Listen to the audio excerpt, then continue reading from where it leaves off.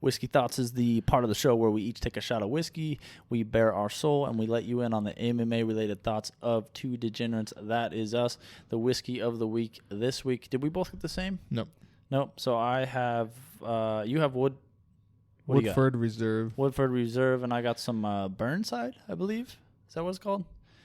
Yep.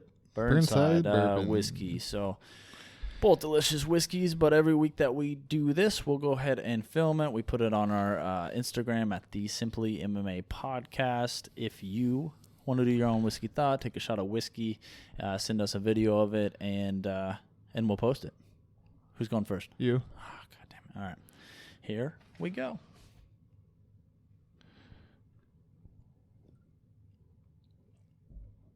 Was that you cheersing the camera? Cheers.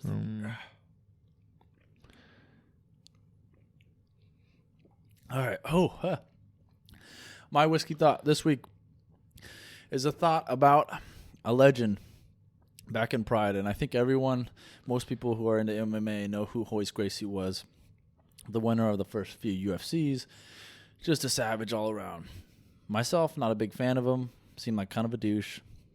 But throughout his career, he was early in his career. He was building up steam.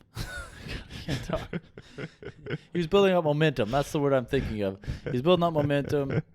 He was beating everybody, and then came along Kazushi Sakuraba, who later was dubbed the Gracie Hunter because he was stopping all the Gracies. But going into this fight, he had just beat Royce's brother, Royler Gracie, and Royce wanted to avenge his brother's loss, naturally, and so he called out Sakuraba, but he wanted some like extra rules. Generally in Pride, I think they did like a first round that was maybe 15 minutes, 10 minutes, and then a couple other rounds. But Royce said for their match, he wanted a very specific rule set. He said he wanted no time limit, and he said he wanted no ref stoppage, because he felt that would be advantageous to them. He felt like he could outlast Sakuraba and he could beat him that way. Well, Sakuraba said, all right, we'll go ahead and do your rules. They fought for 90 minutes. And Insane. Sakuraba beat the shit out of him for 90 minutes until finally Royce's corner threw in the towel and Sakuraba won by TKO, I guess, or stoppage. So, yeah, dude. What a fucking crazy, 90 minutes of fighting.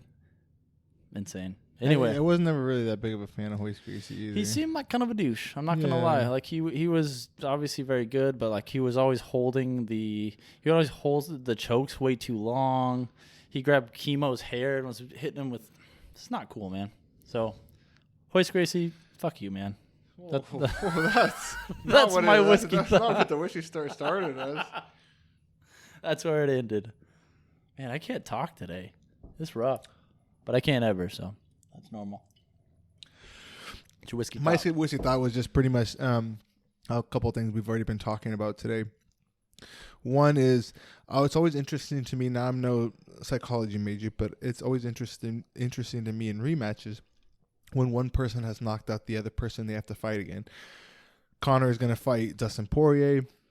And that was a contentious lead up to that fight. Dustin said he had never liked someone as little as he liked McGregor, and they had this, heated back and forth. McGregor finishes him in, a minute and 40 seconds, knocks him out with one shot. The rematch, how does the fighter deal with that? How do you go into that fight knowing that person shut you off from your senses, was completely better and dominated you in such an intimate way? Not a decision, not a TKO, just one punch, you go to sleep. How do you deal with those demons in the second fight? And you go in there and you're exchanging. What makes it okay, or what makes you say you're going to be okay and that you're not about to just go to sleep again and be woken up by the referees? So I always find that very interesting to see rematches of fights where one fighter knocked out the other. The second thing, I should have appreciated Brock Lesnar when I had the chance. Yeah, now that the beast is gone, and in the time, because I was such a Randy fan, and you know, I liked Frank Mir, I of course hated Brock Lesnar. Yeah. I didn't understand what By he was default. doing. But now, you know, knowing that he came from the WWE, the promos that he would cut were legendary. I love it. We were just watching one of his fights today, and he's about as funny and as good on the mic. He's way before his time. Now we have Connor and we had all these other guys, but he was fantastic as a salesman.